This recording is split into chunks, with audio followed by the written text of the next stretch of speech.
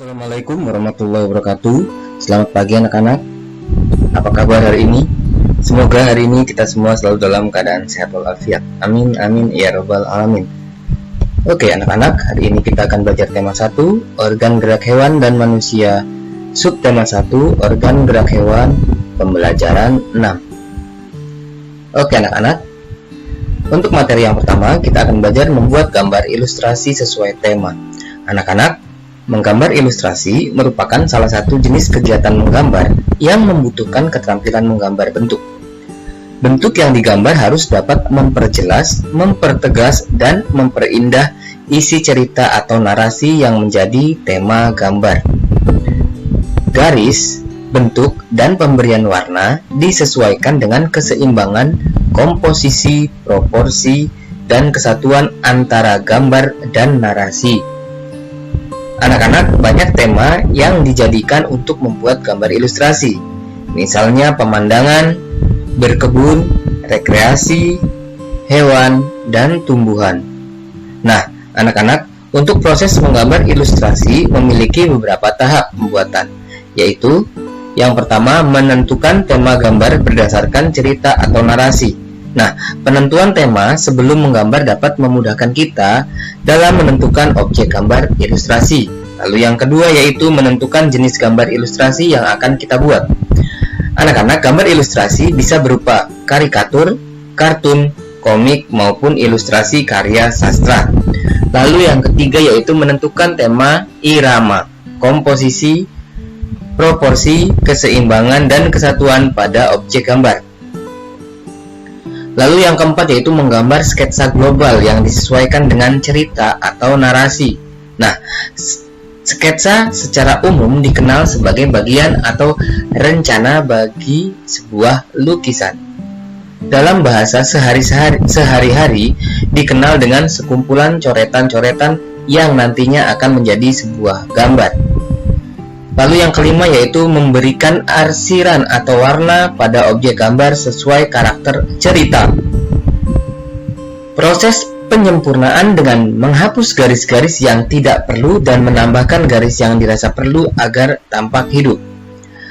Jika sudah yakin, baru mewarnai gambar dengan baik. Oke anak-anak, berikutnya yaitu organ gerak hewan vertebrata dan avertebrata. Anak-anak, hewan vertebrata dan avertebrata memiliki ciri-ciri yang dapat dibedakan. Nah, pada materi sebelumnya kalian sudah mempelajari tentang hewan vertebrata dan hewan avertebrata. Kali ini kalian akan mempelajari perbedaan dan ciri-ciri hewan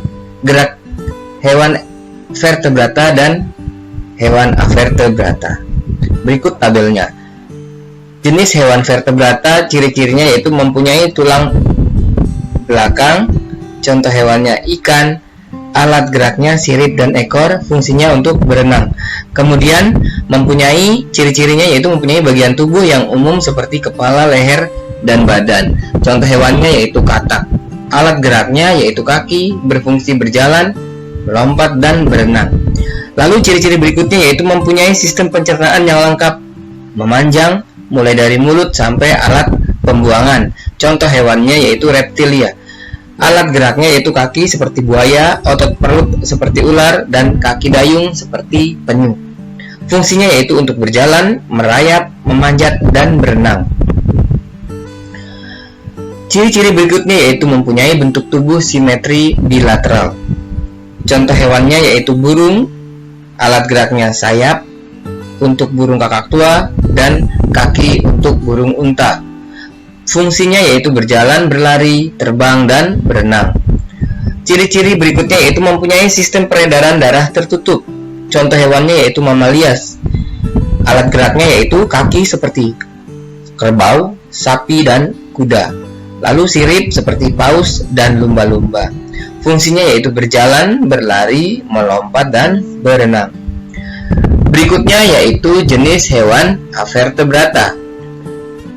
Dengan ciri-ciri tidak memiliki tulang belakang, contoh hewannya yaitu cacing, otot perut alat geraknya, fungsinya berjalan.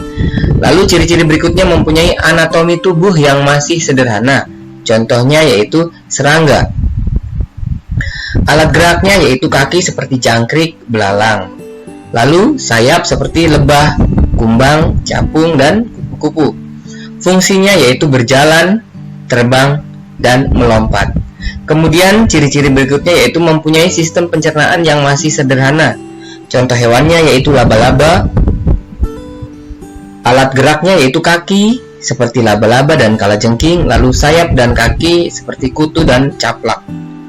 Fungsinya yaitu berjalan dan berlari. Ciri-ciri berikutnya yaitu mempunyai bentuk tubuh simetri bilateral atau simetri radial.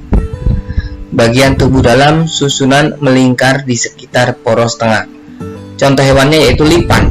Alat geraknya yaitu kaki seperti kelabang dan kaki seribu. Fungsinya yaitu berjalan dan berpindah tempat. Ciri-ciri berikutnya yaitu mempunyai rangka pada bagian luar. Contoh hewannya yaitu hewan lunak. Alat geraknya otot perut seperti siput dan tiram, lalu tentakel seperti cumi-cumi dan gurita. Fungsinya yaitu berjalan, berpindah tempat, dan berenang. Nah, anak-anak, itu adalah perbedaan antara hewan vertebrata dan avertebrata. Anak-anak, pada pembelajaran sebelumnya kalian sudah mengetahui contoh hewan yang termasuk avertebrata, yaitu siput. Nah, anak-anak, berikut contoh lain hewan yang juga termasuk avertebrata, yaitu kupu-kupu. Oke anak-anak, kalian simak paragraf tentang gerak kupu-kupu. Kupu-kupu adalah hewan yang lucu, warnanya indah dan menarik. Banyak orang menyukainya. Dia terbang dan hinggap pada bunga-bunga. Badannya kecil, namun memiliki sayap yang lebar. Sukakah kamu pada kupu-kupu? Kupu-kupu termasuk hewan serangga. Kupu-kupu memiliki organ gerak yang sama seperti serangga-serangga lainnya. Salah satu organ gerak yang istimewa dari kupu-kupu dan serangga lainnya adalah sayap. Dengan sayap ini, maka menjadikan serangga sebagai satu-satunya hewan avertebrata yang bisa terbang. Tahukah kamu sayap kupu-kupu yang indah sebenarnya transparan? Lalu, kenapa terlihat berwarna-warni? Sayap kupu-kupu terlihat berwarna-warni karena perbedaan kecerahan pada setiap lapisan tipisnya. Kupu-kupu memiliki kemampuan terbang yang luar biasa. Kupu-kupu bisa terbang sejauh ribuan kilometer untuk mencari daerah yang hangat ketika musim dingin tiba.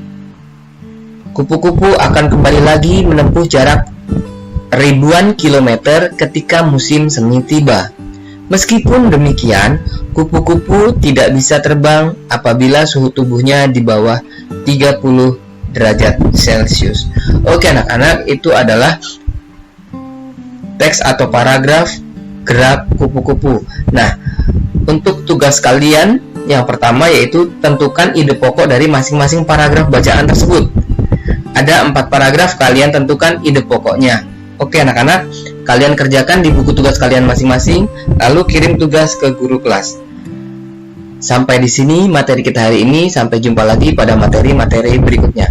Wassalamualaikum warahmatullahi wabarakatuh.